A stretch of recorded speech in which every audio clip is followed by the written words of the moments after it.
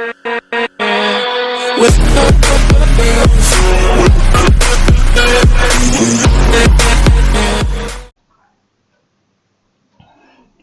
everyone, welcome to Neutron. So today we'll be doing the reading comprehension for Royal Challengers part 8. So this is the weekly schedule of the classes, so you can take the screenshot of it. Okay, so let's begin with the today's session, and let us first read out the comprehension and see what it says. Okay, so it says that 174 incidents of piracy. Okay, 174 incidents of piracy were reported to the International Maritime Bureau. Okay, last year, with Somali pirates responsible for only 3. Okay तो यहाँ पे क्या बता रहा है कि total कितने incidents हुए? 174 इंसिडेंट्स हुए। किसके? पायरेसी के। पायरेसी के आपको तो पता ही होगा। पायरेसी होता है मतलब जो शिप्स, जो जहाज जो पानी में जाते हैं, जो सी में जाते हैं, तो उनको क्या करते हैं, जो समुद्र के लुटेरे होते हैं उनको हम क्या बोलते हैं? पायरेट्स बोलते हैं। ठीक है, और पायरेट्स वर्ड से ही ये वर्ड निकल के आया है पायरेसी। ठीक है, तो 174 incidents of piracy took place and it was reported to the International Maritime Bureau. और ये इंटरनेशनल मैरीटाइम ब्यूरो कौन है? ये वैसा ऑर्गेनाइजेशन है जो मैरीटाइम से रिलेटेड जो भी इश्यूज होते हैं उसको डील करता है ना। ओके, और उसमें बता रहा है क्या कि जो सोमाली पायरेट्स हैं, सोमालिया के जो पायरेट्स हैं जिनको हम बोलते हैं सोमाली पायरेट्स, ठीक है, तो उनका कितना कंट्रीब्यूशन था? सिर्फ 3। ठीक है, ओनली 3 इंसिडेंट्स। ओके, तो बाकी तो 174 में से ओनली 3 है, बाकी का क्या है? बाकी के बारे में देखते हैं क्या बता रहा है। The rest ranged from the discrete theft of coils of rope. Okay, क्या बता रहा है? The rest ranged from the discrete theft of coils of rope in the Yellow Sea to the notoriously ferocious Nigerian gunmen attacking and hijacking oil tankers in the Gulf of Guinea, as well as armed robbery of Singapore and Venezuela coast and kidnapping in the Sundarbans in the Bay of Bengal. Okay, तो बहुत सारी चीजों के बारे में बात किया। बता रहा है कि ये जो थेफ्ट्स हो रहे हैं, ये जो पायरेसी के जो इंसिडेंट्स हो रहे हैं, तो वो कहां से कहां तक, मतलब छोटे से लेवल, किस छोटे से लेवल से लेकर किस हायर लेवल तक वो जो पायरेसी के जो घटनाएं हो रही हैं उसको बता रहा है। तो बता रहा है कहां। डिस्क्रीट मतलब क्या होता है? डिस्क्रीट मतलब होता है कि careful and prudent, specially in order to keep something confidential और टू अवॉइड एम्बैरेसमेंट। ठीक है, तो कहने का मतलब कि 3 जो सोमाली पायरेट्स के जो इंसिडेंट्स थे वो तो लाइमलाइट में थे। ठीक है, बट बाकी जो थे वो सब क्या थे?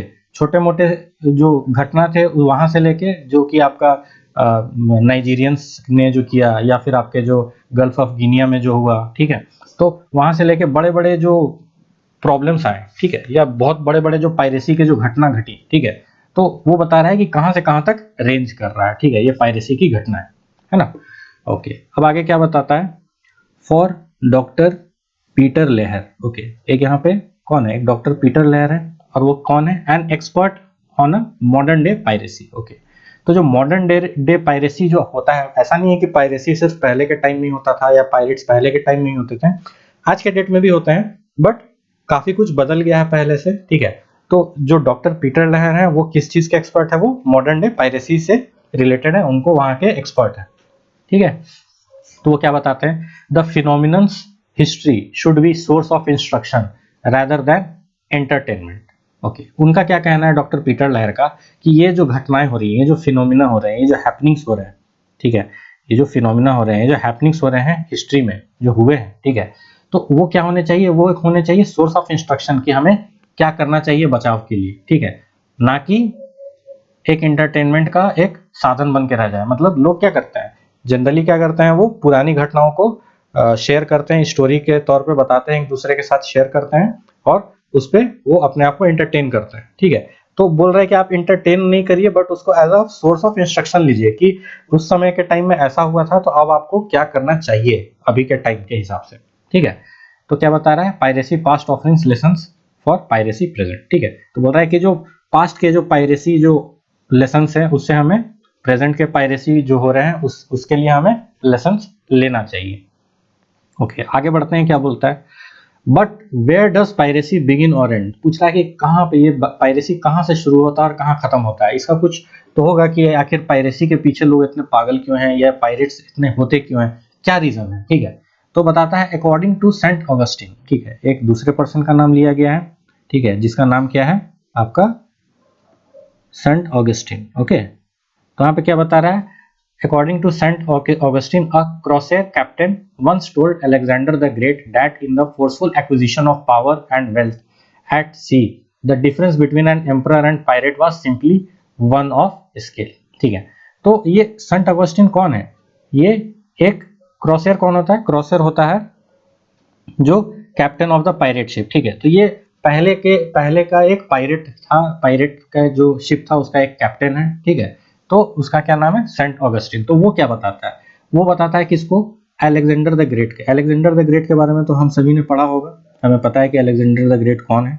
ठीक है, तो बताता है कि वो अलेक्जेंडर द ग्रेट से क्या बोलते हैं कि जो इंसान का क्या स्वभाव होता है, वो हमेशा पावर और वेल्थ जो है उसको एक्वायर करना चाहता है। ठीक है, तो वही बोल रहा है कि इन फोर्सफुल एक्विजिशन, ठीक है, जबरदस्ती लेना चाह रहा है क्या, पावर और वेल्थ। ठीक है, और ये पावर और वेल्थ को जबरदस्ती लेने के क्रम में वो क्या कर रहा है कि एक जो difference between an emperor and a pirate जो है वो खत्म हो गया। ठीक है, तो वही बोल रहा है the difference between an emperor and a pirate was simply one of scale. ठीक है, तो एम्परर तो काफी रिस्पेक्टेड पर्सन होता है और पायरेट जो होता है सबसे डिसरेस्पेक्टेड पर्सन होता है। ठीक है, तो बोल रहा है कि आखिर उन दोनों के बीच का वो डिफरेंस क्यों खत्म हो गया, क्योंकि दोनों क्या चाहते हैं, एम्परर भी क्या चाहता है, वो पावर और वेल्थ चाहता है, और पायरेट भी क्या चाहता है कि वो एक्वायर करे पावर और वेल्थ। ठीक है, तो वो होड़ इतना बढ़ चुका है कि उन दोनों के बीच में जो डेफिनेशन है वो खत्म हो गया, वो डिफरेंस जो है खत्म हो गया है। ठीक है, आज के डेट में हम एम्परर को भी लुटेरा के सेंस में देखते हैं और एक पायरेट तो लुटेरा है ही।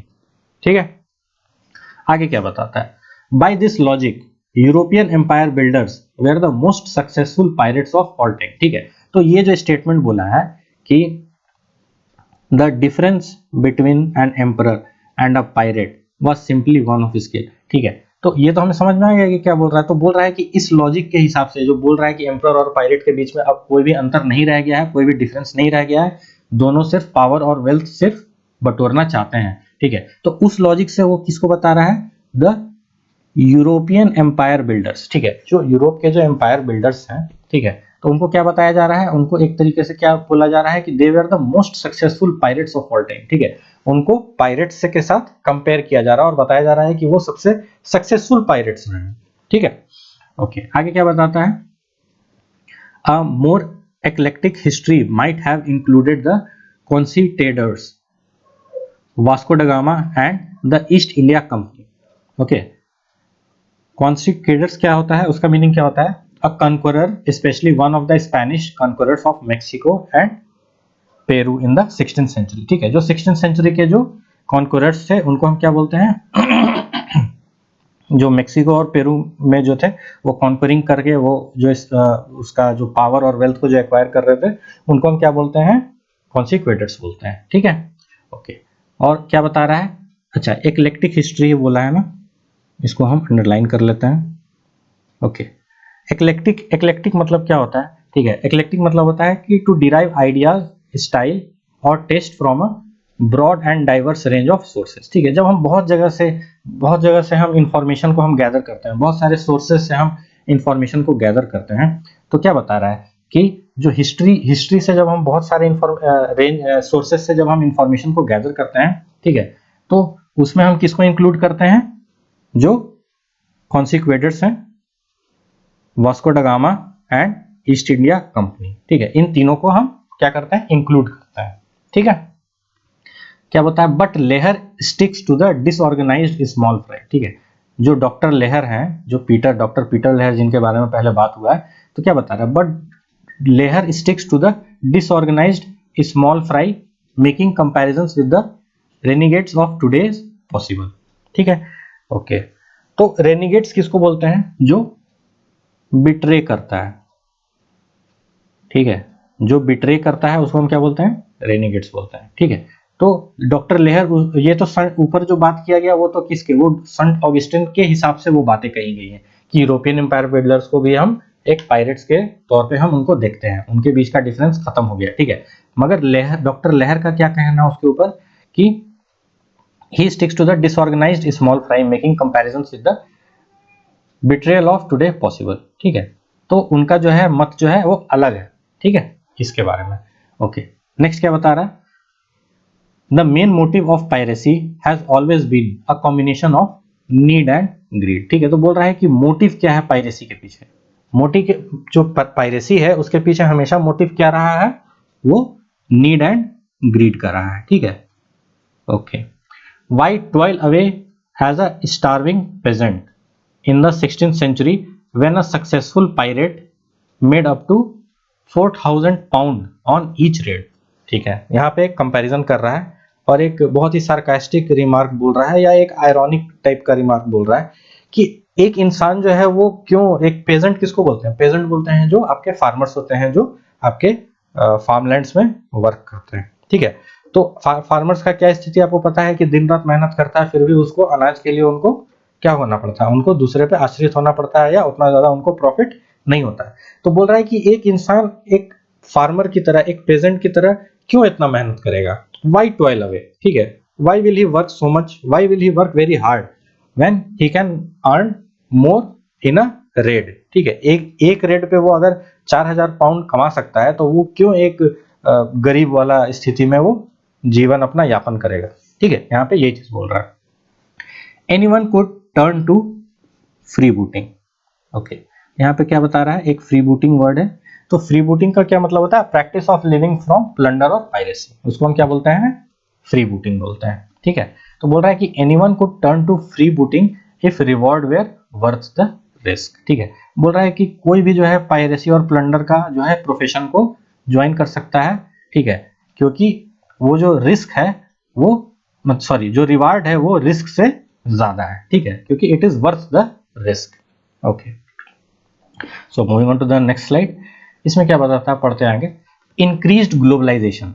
ठीक है, ग्लोबलाइजेशन टर्म तो सबको पता होगा कि ग्लोबलाइजेशन का मीनिंग क्या होता है। ठीक है, जब सारा जो विश्व है एक परिवार की तरह रहता है, मतलब सारे एक कंट्री से दूसरे कंट्री के बीच में हमेशा जो ट्रेड रिलेशंस होते हैं, ठीक है, वो धीरे धीरे जितना ज्यादा बढ़ता है तो वो क्या है, वो एक ग्लोबलाइजेशन का रिजल्ट है। ठीक है, तो क्या बता रहा है, increased globalisation has done more to encourage piracy than to suppress it. Okay, क्या बोल रहा है कि ग्लोबलाइजेशन की वजह से क्या हो रहा है कि पायरेसी को ज्यादा इंकरेजमेंट मिल रहा है रादर देन सप्रेसिंग इट। ठीक है, आखिर ऐसा क्यों हो रहा है, क्योंकि जब ज्यादा ट्रेड रिलेशंस एक कंट्री से दूसरे कंट्री के बीच में ज्यादा ट्रेड रिलेशंस होंगे तो क्या होगा, वो ज्यादा से ज्यादा वो सामान इधर से उधर भेजेंगे, ज्यादा शिप के कंसाइनमेंट्स एक देश से दूसरे देश में भेजेंगे, तो उसके वजह से क्या होगा, वो जो पायरेट्स है उनके लिए क्या है, एक अपॉर्चुनिटी बन जाता है। ठीक है, तो वो क्या करेंगे कि वो ज्यादा प्लंडरिंग करेंगे, ज्यादा वेल्थ गेन करेंगे। ठीक है, प्लंडर करके। तो क्या बता रहा है, यूरोपियन कोलोनियलिज्म। ठीक है, यहाँ पे बात किया है यूरोपियन कोलोनियलिज्म। ओके, ठीक है, तो कोलोनियलिज्म क्या होता है आपको तो पता है। ठीक है, कि प्रैक्टिस ऑफ एक्वायरिंग फुल और partial political control over another country. ठीक है, तो आखिर आप कंट्रोल कैसे लोगे, जैसे जितने भी बिजनेसमैन होते हैं या जितने भी हाई वैल्यू नेटवर्थ इंडियंस होते हैं, ठीक है, इंडियंस या जितने भी पीपल हो गए जो हाई नेटवर्थ के हैं, ठीक है, तो वो क्या करते हैं, वो सरकार को क्या करते हैं, वो किसी तरीके से डायरेक्ट या इनडायरेक्ट वो क्या करते हैं, उनको पैसा दे खिलाते हैं, जिसकी वजह से क्या होता है कि वो उनको इनडायरेक्टली बेनिफिट देते हैं। ठीक है, तो क्या होता है, उनका क्या होता है, स्टेक जो होता है गवर्नमेंट कंट्रोल में उनका ज्यादा होता है। वही चीज बताना चाह रहा है, कोलोनियलिज्म मतलब यही होता है। ठीक है, तो बोल रहा है कि जो यूरोप में जो कोलोनियलिज्म जो हुआ, ठीक है, तो वो क्या कर दिया, it Weeknd the delicate balance of power. ठीक है, इसके वजह से क्या हो गया, जो बैलेंस ऑफ पावर है वो डिस्टर्ब हो गया। क्यों, क्योंकि जो गवर्नमेंट होता है वो किसके लिए होता है, वो इसलिए होता है ताकि वो आम जनता के लिए काम कर सके। ठीक है, मगर जब ये जो रिच एंड पावरफुल लोग जब आ जाते हैं तो वो क्या करते हैं, वो सिर्फ अपना प्रॉफिट देखते हैं और जिसके वजह से क्या करते हैं कि वो जो बैलेंस ऑफ पावर है उसको बिगाड़ के रख देते हैं। ठीक है, वो ऐसे बंदे को गवर्नमेंट में पावर में लेके आते हैं जो उनके इंटरेस्ट की बात करे। ठीक है, तो इसके वजह से क्या हो गया, बैलेंस ऑफ पावर गड़बड़ा गया और इसकी वजह से क्या हो गया, leading to an influx of opportunists on the high seas. ठीक है, इसके वजह से क्या हुआ कि बहुत सारे अपॉर्चुनिस्ट, ठीक है, इन्फ्लक्स मतलब क्या हो गया, किसी का अराइवल और entry of large number of people और थिंग्स, उसको हम क्या बोलते हैं, इन्फ्लक्स बोलते हैं। ठीक है, तो क्या बोल रहा है, इसके वजह से क्या हो गया, जो बैलेंस ऑफ पावर जो बिगड़ गया या वीकेन हो गया, उसके वजह से क्या हो गया, काफी भारी मात्रा में लोग जो है अपॉर्चुनिटी की तलाश में हाई सीज में आने लगे, मतलब कि they started taking the profession of piracy, इसका मतलब ये हुआ। ठीक है, ओके आगे क्या बोल रहा है, a rise in global shipping has meant rich pickings for freebooters. ठीक है, तो क्या बोल रहा है, a rise in global shipping, तो जब ग्लोबल शिपिंग में बढ़ोतरी हो रहा है तो it has meant rich pickings for freebooters. ठीक है, तो मतलब के लिए उनके लिए बहुत ही, फ्रीबूटर्स तो हमें पता है कि जो पायरेसी एंड प्लंडर का रास्ता लेके जो आगे बढ़ते हैं उनको हम क्या बोलते हैं, फ्रीबूटर्स। तो उनके लिए क्या हो गया, वो एक बहुत ही ल्यूक्रेटिव बिजनेस हो गया उनके लिए, जो ग्लोबल शिपिंग है वो उनके लिए एक बहुत ही ल्यूक्रेटिव बिजनेस हो गया। ठीक है, अच्छा अब आगे डॉक्टर लेहर क्या बता रहे हैं, तो डॉक्टर पीटर लेहर बोलते हैं कि Lehar rights, it quickly becomes clear that in those parts of the world that have not profited from globalization and modernization and where abject poverty and daily struggle for survival are still a reality, the root causes of piracy are still the same as they were a couple of 100 years ago। ठीक है, तो यहाँ पे क्या बता रहा है कि डॉक्टर लेहर बता रहे हैं कि वैसे देश, ठीक है, वर्ल्ड के वैसे देश, ठीक है, जहां पे ग्लोबलाइजेशन एंड मॉडर्नाइजेशन से उन लोगों ने प्रॉफिट नहीं किया है। ठीक है, तो और जहां पे एब्जेक्ट पॉवर्टी है, मतलब जहां पे बहुत ही गरीबी है, बहुत गरीब देश। ठीक है, तो वहां पे क्या बता रहा है कि daily struggle for survival are still a reality. ठीक है, तो वहां पे क्या बता रहा है कि लोग आम जो,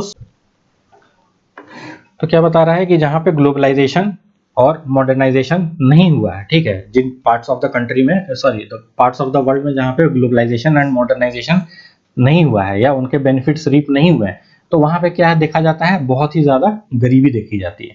ठीक है, और वहां पे वो लोग डेली स्ट्रगल करते हैं किस चीज के लिए, सर्वाइवल के लिए। ठीक है, मतलब दाने दाने को मोहताज है। ठीक है, ओके हाय क्या बोलता है, the root causes of piracy are still the same. ठीक है, तो बोल रहा है कि पायरेसी का रूट कॉज क्या होता है, पायरेसी का रूट कॉज क्या होता है, यही होता है abject poverty and daily struggle. ठीक है, सर्वाइवल के लिए। ठीक है, यही इसका रूट कॉज है। ठीक है, तो क्या बताता है, the root causes of piracy are still the same, वो अभी भी बदले नहीं है, वो पहले जो था वो आज के डेट में भी वही रीजन है, as they were a couple of 100 years ago। ठीक है, जो 100-200 साल पहले जो था स्थिति, वो आज भी वही रीजन है जो रूट कॉज है। ठीक है, जो root causes are same. Okay आगे क्या बता रहा है, modern pirate prevention has failed. ठीक है, जो मॉडर्नाइजेशन, जो आज के डेट में मॉडर्न पायरेट प्रिवेंशन, मतलब जो आज के दौर में जो पायरेसी से प्रिवेंशन के लिए जो भी स्टेप्स लिए जा रहे हैं, तो बता रहा है कि वो फेल कर चुके हैं। ठीक है, आगे क्या बोलता है, आफ्टर द फ्रेंच याच लेगोनेंट। ठीक है, एक फ्रेंच याच है जिसका नाम है लेगोनेंट। ठीक है, तो क्या बता रहा है, was रैंसम्ड for $2 million in 2008. Opportunities from all over Somalia flocked to the coast for a piece of action। ठीक है, तो बोल रहा है कि एक फ्रेंच याच है जिसका नाम था लेगोनेंट। ठीक है, और उसको क्या कर लिया था, पायरेट्स लोग ने क्या कर लिया था, कब्जा कर लिया था, उसे चुरा लिया था। ठीक है, और वो बोला कि हम आपको तभी वो वापस करेंगे जब आप हमको $2 million आप हमको दोगे इन रिटर्न। ठीक है, तो ऑब्वियस सी बात है कि उसमें जो सामान होगा वो 2 मिलियन से कई गुना ज्यादा होगा, 10 टाइम्स 100 टाइम्स ज्यादा होगा।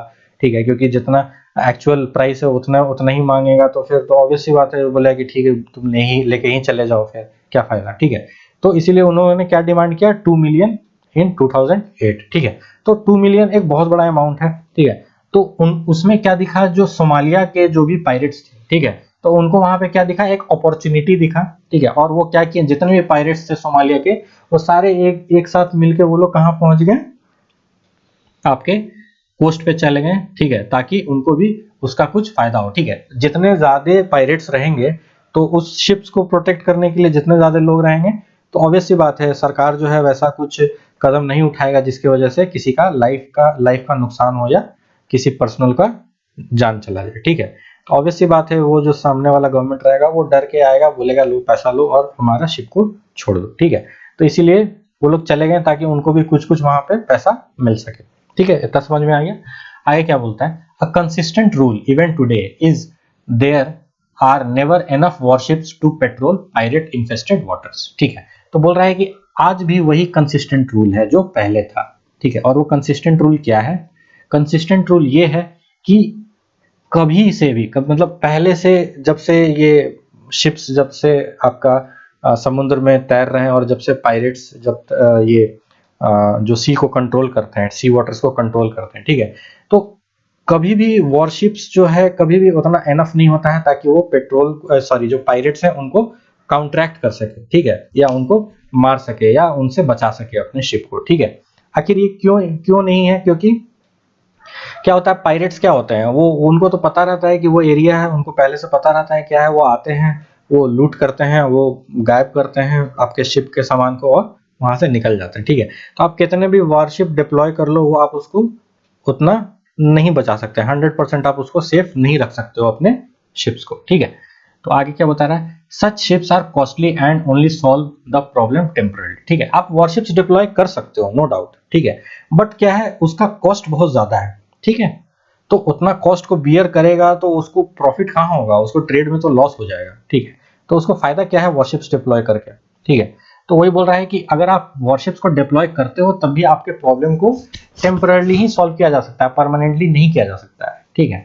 आगे क्या बता रहा है, Somali piracy is bound to return as soon as the warships are withdrawn, ठीक है। तो आप वॉरशिप्स रखोगे 1 महीना 2 महीने के लिए रखोगे, फिर आप देखोगे कि ठीक है अभी तो लूटपाट की घटनाएं नहीं हो रही, तो आप क्या करोगे, आप वॉरशिप्स को विड्रॉ कर लोगे, क्योंकि आपको लगेगा कि आप उसमें फिजूल खर्ची कर रहे हो वॉरशिप्स को डिप्लॉय करके, ठीक है। और जैसे ही आप वहां से विड्रॉ करोगे, जैसे ही वहां से आप वॉरशिप्स को निकालोगे, ठीक है, तो क्या होगा, वो फिर से जो पायरेट्स हैं वो फिर से आके आपका कब्जा करेंगे, ठीक है। तो it is an ongoing process, वो कभी खत्म नहीं हो सकता है, ठीक है। आगे क्या बता रहा है, robot shipping, okay, robot shipping एक नया टर्म है, robot shipping eliminating hostages has been proposed as a possible solution, ठीक है। एक पॉसिबल सॉल्यूशन क्या दिया गया है पायरेट्स को कॉन्ट्रैक्ट करने के लिए, कि आप जो है वो ऑटोमेटिक सिस्टम आप इंस्टॉल कर लीजिए, रोबोटिक सिस्टम को आप इंस्टॉल कर लीजिए, जिसकी वजह से क्या है कि 2 फायदा होगा। एक तो है कि जो पायरेट्स है किसी भी पर्सनल को या किसी भी जो भी पर्सन जो शिप पे है उसको वो हॉस्टेज नहीं रख पाएगा, ठीक है। तो जिससे क्या होगा कि एक पर्सन का जान बच जाएगा, ठीक है। और दूसरा बता रहा है कि हाँ इससे आपका जान बच जाएगा, ठीक है।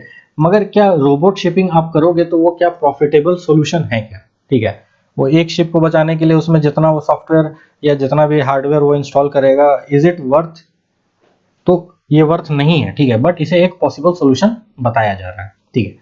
आगे क्या बता रहा है, but as Lehr points out this will only make pirates switch their targets, ठीक है। तो डॉक्टर लेहर, पीटर लेहर क्या बता रहे हैं कि ये करने से क्या होगा, अगर आप रोबोट शिपिंग को अगर आप इंस्टॉल करवा लोगे, आप अगर रोबोट शिपिंग को आप ज्यादा महत्वता दोगे और अगर वैसा करते हो तो उससे क्या होगा, वो पायरेट्स क्या करेंगे, दे विल स्विच, मतलब वो क्या करेंगे, बड़े बड़े शिप्स को नहीं टारगेट करके वो किनको टारगेट्स करेंगे, जो स्मॉलर टारगेट्स हैं, ठीक है। और जो स्मॉलर टारगेट्स हैं, जो स्मॉलर शिप्स हैं, वो टेक्नोलॉजी को अफोर्ड नहीं कर सकते हैं। तो ये होगा कि आपका क्या हो जाएगा, आपका जो पायरेट्स का जो फोकस जो बड़े शिप्स पे है वहां से हट के वो छोटे शिप्स पे आ जाएगा, but the problem of piracy will still remain the same, okay, there will be no change, okay. तो आगे क्या बता रहा है, हिज एडवाइस इजंट न्यू, ठीक है। तो बोल रहा है कि जो डॉक्टर लेहर जो आपको सॉल्यूशन दे रहे हैं, तो बता रहा है कि ये नया नहीं है, पहले भी ये प्रपोजल किसी ने रखा होगा। तो बता रहा है क्या, proposal to end illegal fishing are often advanced but they are difficult to enforce, ठीक है।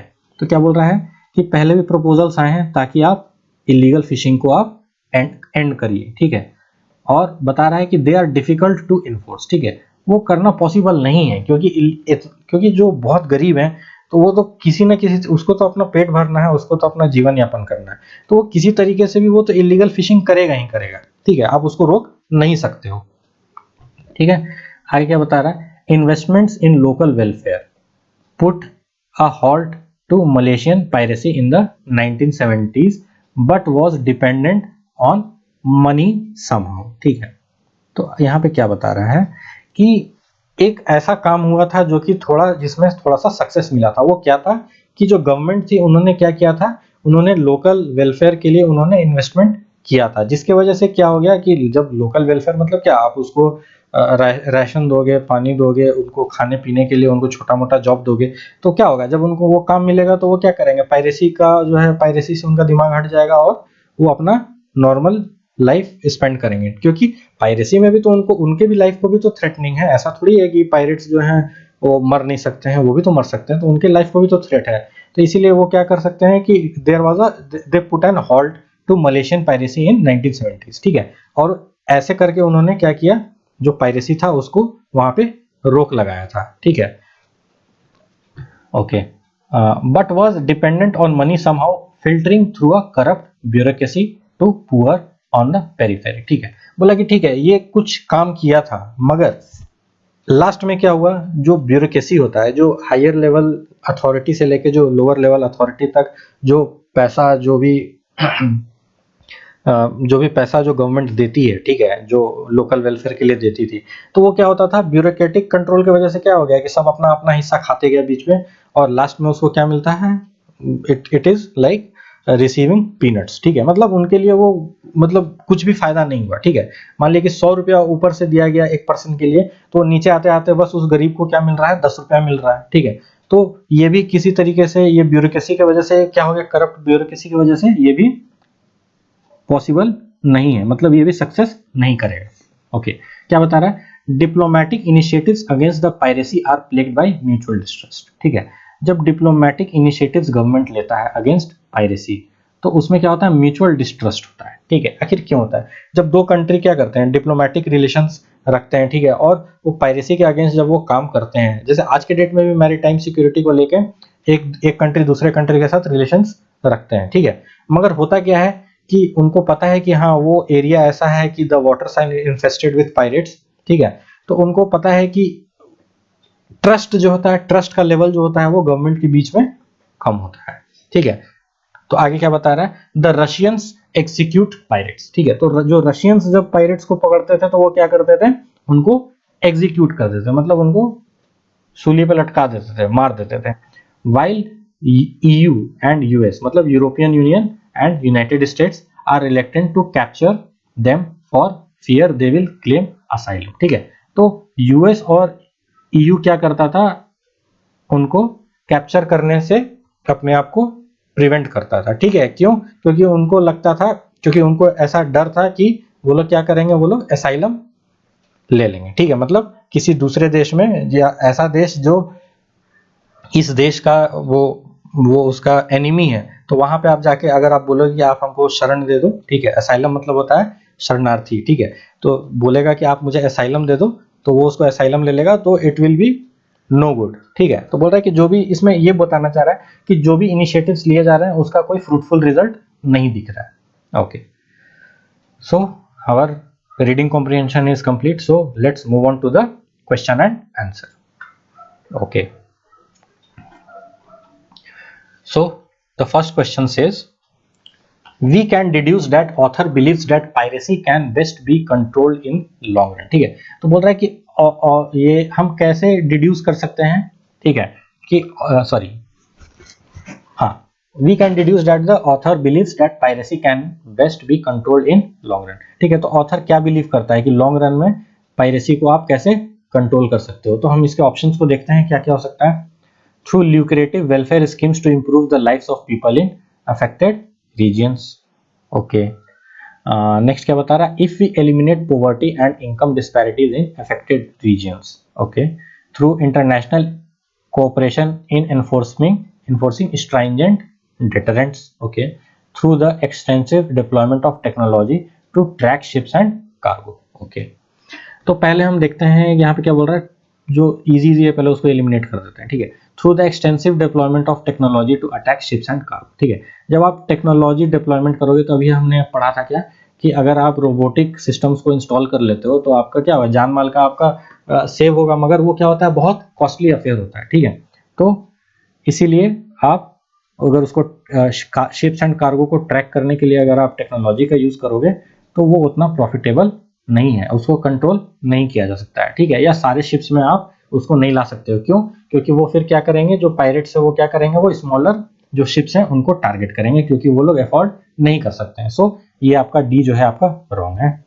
Okay, through international cooperation in enforcing stringent deterrents. Okay, तो बोल रहा है कि इंटरनेशनल कोऑपरेशन के बारे में अभी हमने पढ़ा ना कि एक देश जो है दूसरे के साथ उनमें क्या होता है, म्यूचुअल डिस्ट्रस्ट होता है, उनको एक दूसरे पर भरोसा नहीं हो सकता है। ठीक है, तो जो म्यूचुअल डिस्ट्रस्ट है उसके वजह से आपका सी ऑप्शन भी गलत हो सकता है। ठीक है, तो इसीलिए आप इन्फोर्स नहीं कर सकते हो। ओके ओके, अब क्या बता रहा है, if we eliminate poverty and income disparities in affected regions. Okay, अगर आप पॉवर्टी और इनकम डिस्पैरिटीज को अगर आप खत्म करते हो या उसके पीछे काम करते हो एलिमिनेट करने के लिए, तो आपका हो सकता है। तो हाँ, मुझे ये सही आंसर लग रहा है। ठीक है, बट फिर भी हम ए ऑप्शन को भी चेक कर लेते हैं।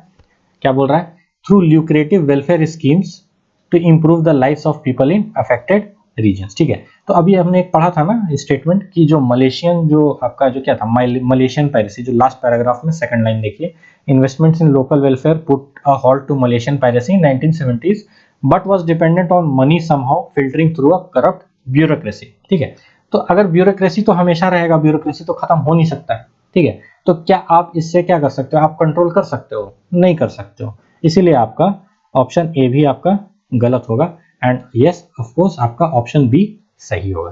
ठीक है, आई गेस आपको क्लियर हो गया कि ऑप्शन बी क्यों होगा। ओके, अब क्या है, why toil away a starving peasant in the 16th century when a successful pirate made up to 4,000 pounds on each raid. In this sentence the author's tone can be best described as being। ठीक है, तो पूछ रहा है कि author का tone क्या है, ये जो स्टेटमेंट दिया गया है। ठीक है, तो इसमें ऑथर का टोन क्या बता रहा है, तो ऑथर ये बता रहा है कि ऑथर यहाँ पे इसमें सेंटेंस में यही बोल रहा है कि जब एक पायरेट को अगर एक रेड पे $4,000 मिलेगा, ठीक है, तो वो क्यों एक फार्मर की तरह वो क्यों काम करेगा, वर्क हार्ड क्यों करेगा। ठीक है, तो इसमें आपको लगता है कि इसमें क्या, इससे आपको टोन का आपका इसमें क्या पता चलता है। तो यहाँ पे देखते हैं 4 ऑप्शन दिए हुए हैं, तो सबको एक एक करके हम चेक करते हैं क्या है। तो बोल रहा है इंडिजिनेंट।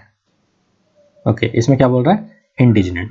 तो इंडिजिनेंट मतलब क्या होता है, इसका मीनिंग होता है कि फीलिंग और शोइंग एंगर और annoyance at what is perceived as unfair treatment. ठीक है, तो यहाँ पे अनॉयंस तो नहीं लग रहा है। ठीक है, वो तो एक तरीके का सार्कास्टिक टोन में बात कर रहा है कि जब उसको 4,000 में मिलेगा तो वो क्यों करने जाएगा खेत में काम। ठीक है, उसका तो ये कहने का मतलब है। ठीक है, तो यहाँ पे तो इंडिजेंट टोन तो नहीं है, तो आपका ये गलत हो गया। ठीक है, ओके, नेक्स्ट क्या बोल रहा है, एनालिटिकल। एनालिटिकल मतलब क्या होता है, जब आप किसी के प्रोज एंड कॉन्स को देखते हो कि हाँ इसमें क्या हो सकता है, इसे क्या पॉजिटिव पॉइंट्स हैं, इसके क्या नेगेटिव पॉइंट्स हैं, और उसके बाद फिर किसी कंक्लूजन पर पहुंचते हैं, तो उसको हम क्या बोलते हैं, एनालिटिकल तरीके का। तो यहाँ पे एनालिटिकल तो यहाँ पे कुछ भी वैसा बात नहीं किया गया है। ठीक है, यहाँ पे तो सिर्फ बताया गया है कि क्या क्या स्टेप्स लिए, इस कॉम्प्रिहेंशन में क्या बात किया गया है कि ये सब स्टेप्स हिस्ट्री में भी पहले भी लिए गए थे, पास्ट में भी लिए गए थे, मगर वो सक्सेस नहीं हो पाए थे। ठीक है, तो इसमें तो सिर्फ फॉल्स को दिखा रहा है, सिर्फ नेगेटिव एस्पेक्ट्स को दिखा रहा है। ठीक है, जो डाउनफॉल था, मतलब कहने का मतलब कि जो सक्सेस नहीं कर पाया उस पार्ट को दिखाया गया, उसके पॉजिटिव एस्पेक्ट्स को तो नहीं कहीं दिखाया गया। इसीलिए ये एनालिटिकल तो बिल्कुल भी नहीं है, इसलिए ये भी आपका क्रॉस आउट हो जाएगा और ये आपका गलत होगा। ओके, नेक्स्ट है फेसिटियस। फेसिटियस मतलब क्या होता है, treating serious issues with deliberately inappropriate humour. ठीक है, ओके, अब इस चीज को समझिए कि ह्यूमर क्या होता है। ठीक है, ह्यूमर वो होता है जब आप कोई बात बोलकर आप उस पर मजा लेते हो या आप हैप्पी फील करते हो। ठीक है, तो यहाँ पे तो एक सीरियस चीजों के बारे में बात हो रही है। ठीक है, यहाँ पे तो ह्यूमर वाली कुछ बात हो नहीं रही है, यहाँ पे कुछ ऐसा तो नहीं है कि आप बहुत ही लाइट मूड में बात कर रहे हो, ऐसा तो है नहीं, है ना, और ना ही आप इस बात को बोल के आप खुश हो। ठीक है, ऑब्वियस कहीं ना कहीं आपको वो चीज का पेन है। ठीक है, और आपके टोन क्या है, सार्कास्टिक है। ठीक है, तो यहाँ पे ह्यूमर तो नहीं है, इसीलिए आपका फेसिटियस टोन तो आपका नहीं होगा, इसीलिए आपका ये आंसर ऑप्शन गलत होगा। ठीक है, अब बचते हैं हम डी, जो कि यही बचा है, तो यही आपका आंसर होना चाहिए, बट हम देखते हैं कि ये क्यों सही है। तो क्या बोल रहा है, आयरॉनिक। ठीक है, तो आयरॉनिक मतलब क्या होता है, आयरॉनिक मतलब होता है convey a meaning that is opposite of its literal meaning. ठीक है, वो बोलना क्या चाह रहा है, वो बोलना यहाँ पे ये चाह रहा है कि इसको किसी तरीके से आप प्रिवेंट करिए। ये बोलने का मतलब नहीं है कि ठीक है आप 4,000 आपको एक रेट में मिल रहा है तो आप जाके पायरेसी चालू कर दो, वो ये नहीं कहना चाह रहा है। वो ये कहना चाह रहा है कि उसको पेन है, वो चाहता है कि ये चीज स्टॉप हो, ये पायरेसी वाला जो प्रॉब्लम है ये स्टॉप हो। ठीक है, मगर वो नहीं हो पा रहा है, तो इसीलिए वो सार्केस्टिक टोन यूज कर रहा है, आयरॉनिक टोन यूज कर रहा है, ठीक है। तो इसीलिए आपका ऑप्शन डी सही होगा, ठीक है। So moving on to the next question. Okay, अब क्या बता रहा है, a more eclectic history might have included the conspirators, Vasco da Gama and East India Company, but Leher sticks to the disorganized small fry. From this statement we can infer that the author believes that, ठीक है। तो इस statement से वो क्या infer करना चाहता है, ठीक है। तो हम देखते हैं पहले जाके कि ये कहाँ पे यूज किया गया है। ओके,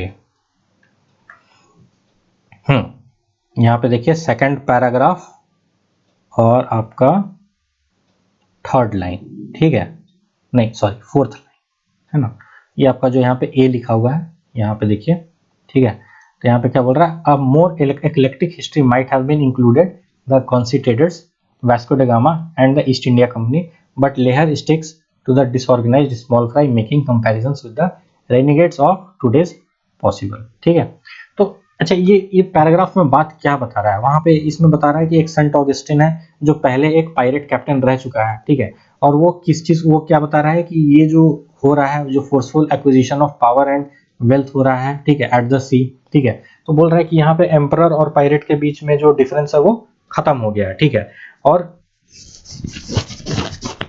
यहाँ पे वो इसीलिए मेंशन कर रहा है, European empire builders were most successful pirate of all time, उनको उसको कंपेयर कर रहा है पायरेट्स के साथ, किनको, यूरोपियन एम्पायर बिल्डर्स को, ठीक है। तो बोल रहा है कि जो भी हम इंफॉर्मेशन जो गैदर किए हैं हिस्ट्री से, ठीक है, तो वो किनको किनको इंक्लूड किया है, कॉन्स्टिट्यूटर्स, Vasco da Gama and East India company को, ठीक है। क्योंकि ईस्ट इंडिया कंपनी भी तो था, ईस्ट इंडिया कंपनी इंडिया में आया था ना, और वो क्या किया था, सब लूट पाट के ले गया यहाँ का जितना भी धन था, सोना था, ठीक है। ओके, तो ये वही चीज बता रहा है, इसीलिए उनको बोल रहा है क्या कि दे आर ऑल्सो पायरेट्स, ठीक है। तो क्वेश्चन क्या था हमारा, क्वेश्चन हमारा दिमाग से उतर गया, ठीक है। हाँ, तो इस स्टेटमेंट से आप क्या इन्फेयर कर सकते हो, ठीक है। तो देखते हैं इसके सारे ऑप्शंस को हम चेक करते हैं। तो क्या बता रहा है, colonialism should be considered an organised form of piracy.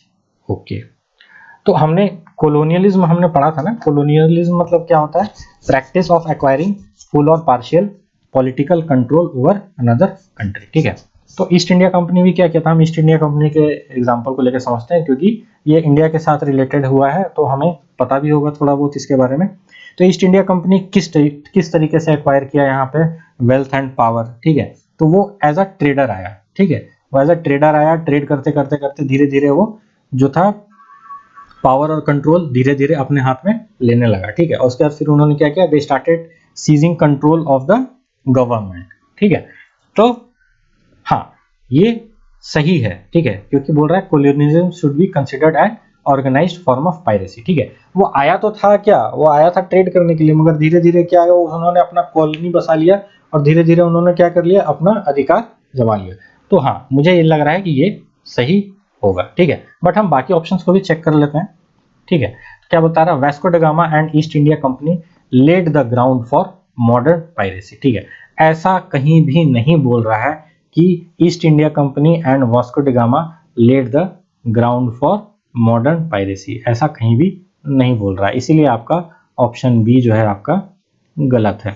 Okay, क्या बता रहा है, the disorganised piracy of today is no match for the organised piracy of the past, ऐसा भी कुछ बात नहीं कर रहा है, ठीक है।